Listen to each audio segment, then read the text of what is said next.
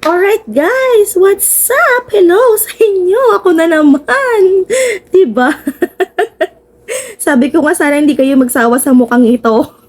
Okay, so sige guys, panoorin na naman natin itong isang preparation ng pwedeng dessert, pwedeng pangbenta, pwedeng pangkain lang na fudgy bar na fleche flan. So kung meron kayong mga fudgy bar, okay, tignan natin kung paano niya prepare itong fudgy bar na leche flan. So let's watch this. So, tignan naman natin guys, kung kayo ay nagki-crave sa mga ganyan na mga pagkain or favorite nyo rin ang leche flan, you must try na rin ito guys. So, caramelize lang ng white sugar. Ayan. So, kapag caramelize na siya, nabubulol pa ako. Ayan na, siset aside na yan. Ayan, sinet aside na niya. And then, doon na naman sa kabila, another set na naman ng pagtunaw ng sugar. ng sugar. Ayan na. And then set aside. Sige, tignan natin. Paano ba ang preparation nitong fudgy bar na leche flan?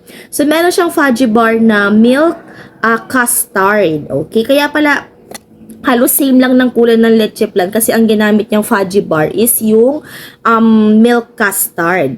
So, ayan, meron siyang mga tinanggal at binuksan na mga fudgy bar. And then, nilagay niya sa bowl. Tapos, ayan, minash. So, mash-mash lang ng ganyan. Ayan na. Mash-mash lang ng fudgy bar. Pero siguro guys, kung gusto niyo na ang inyong leche flan ay chocolate, siguro, pwede kayong gumamit ng chocolate na fudgy bar. So, nag-add siya ng milk, tapos ng egg, ng salt, and then vanilla extract, tapos yellow food coloring. Tapos, ayan, mekos-mekos lang.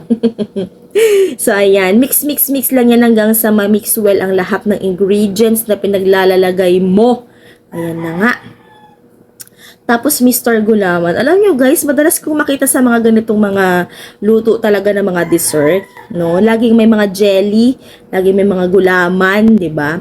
So, ayan na. Ang kanyang gulaman. Tapos, lutuin lang uli yan sa medium heat lang palagi para hindi masunog. Ayan na po. And then, minix niya na din yung kanyang mixture na ginawa kanina. So, nandiyan na yung fudgy bar.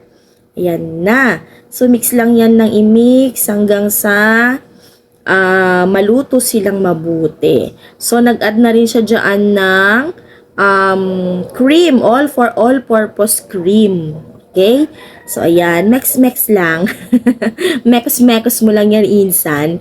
Okay? So, mix lang niya yan hanggang sa, ayan, luto na ang kanyang mixture. Tapos, inad niya na ngayon doon sa kanyang molder.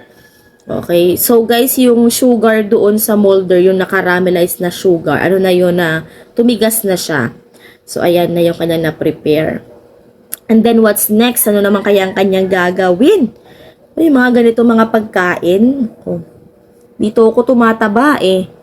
Nire-reactan ko lang pero parang lalo akong bumibigat. So, ayan na nga guys, ang kanyang fudgy bar na leche flan. So, serve and enjoy. Kaya sa mga gusto ng fudgy bar, ay mahilig sa fudgy bar at mahilig ka rin sa leche flan, why not nasubukan mo itong kanyang recipe para magawa mo naman ang fudgy bar na leche flan. So, simple lang din yung preparation at tsak naman napasok na rin siguro sa budget. Kahit konti lang ang maluto, basta masatisfied ang craving. So, yun na nga guys. Sobrang sarap ng kanyang fudgy bar.